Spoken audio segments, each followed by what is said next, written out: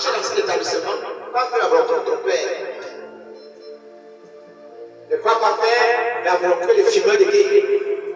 Ils passent le temps à parfois menacer les professeurs. Ne crois pas menacer les professeurs là-bas. Même si tu estimes que tu peux adapter le professeur, ne le fais jamais. Sinon, celui qui a la force, qui a créé tout ce qui existe, va te faire tabasser. Comme il a fait avec Goliath. Quand Goliath a mal utilisé sa force, Dieu a envoyé un enfant, David, qu'il avait fessé et égorgé. Commençait à se moquer de sa tête par j'ai tué le grand Philistin. Celui que vous aviez peur, le voici sa tête. Un enfant. Souviens-toi, lorsque Goliath avait vu David, il a dit mais Israël m'envoie déjà des petits enfants comme ça. Mais il ne savait pas que Dieu voulait le ridiculiser. Dieu envoie un enfant. Donc, toi qui aimes se moquer de tes parents, tu vas penser que tu es trop fort. Dieu envoie un petit enfant parfois qui est malade. Il va te fesser. Tu vas avoir honte de ta vie. Tu vas dire, mais qu'est-ce qui m'arrive comme ça? Même le chef, et tu vas te dire, qu'est-ce que tu faisais de ce qui pouvait te coucher ta bouche? C'est ça, c'est la sanction de la vérité romaine. Donc que ton professeur soit comment? Qu'il parle comme il veut. L'essentiel, c'est qu'il te dispense ton cours. Tu viens de placer, de mesurer de concurrence. Celle-ci peut bien les chiffrer. Et tu vas compter le nombre de chiffres que tu vas te donner au travers des petits enfants. Donc tu vas rester comme ça, tu vas te rappeler de la dame que tu avais frappée toute ta vie. Et là dedans, tu vas te dire, pas la demander pardon. Sinon, on va continuer à te ridiculiser comme ça toute ta vie.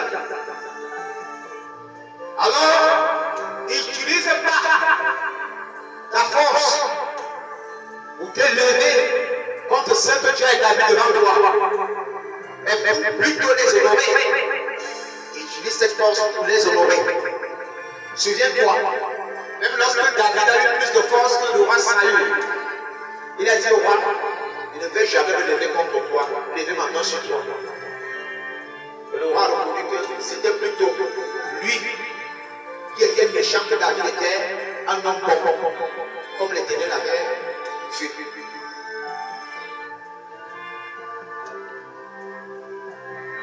Alors ne tente pas le diable. Ne tente pas Dieu. Comme le diable le tente continuellement. Le diable transporta dans la ville sainte, le plaça sur le haut du temple et lui dit, si tu es fils de Dieu, jette-toi en bas, car il est écrit, il donnera des ordres à ses anges à ton sujet. Ils te porteront sur la main de peur que ton pied ne heurte contre une pierre. Comme je sais dit à grand groupe, de nous rassurer qui va nous protéger. Tu as envie de sucer les cannes, bien les ananas, et tu es en train d'aller à l'école. Quand tu vois le champ de Dieu dans le jamba, et des gens qui ne savent pas le jamba, tu ne suis pas prendre le fil là-bas sans me demander, c'est le vol, et on Dieu peut te protéger. Vas-y, dis Dieu t'a l'onction, pas voler le fruit de tuer. Ce que le jamba c'est quoi, c'est un démon? Ce que le démon va te faire, tu ne vas plus jamais tenter Dieu.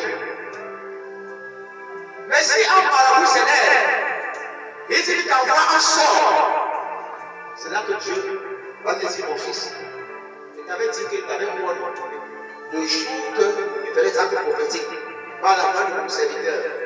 Il t'avait dit qu'il avait déposé en moi une puissance. Il fait qu'il démontrer ça aujourd'hui. Et tu verras comment ce marabout va tomber. Et tu sauras que l'Éternel est un Dieu de justice. Mon frère, est-ce que vraiment Dieu n'aime pas Satan? Allez, bon, Dieu aimait Satan. Qu'est-ce qu'il a fait à l'époque que Dieu condamne Satan? Parce que Satan a commencé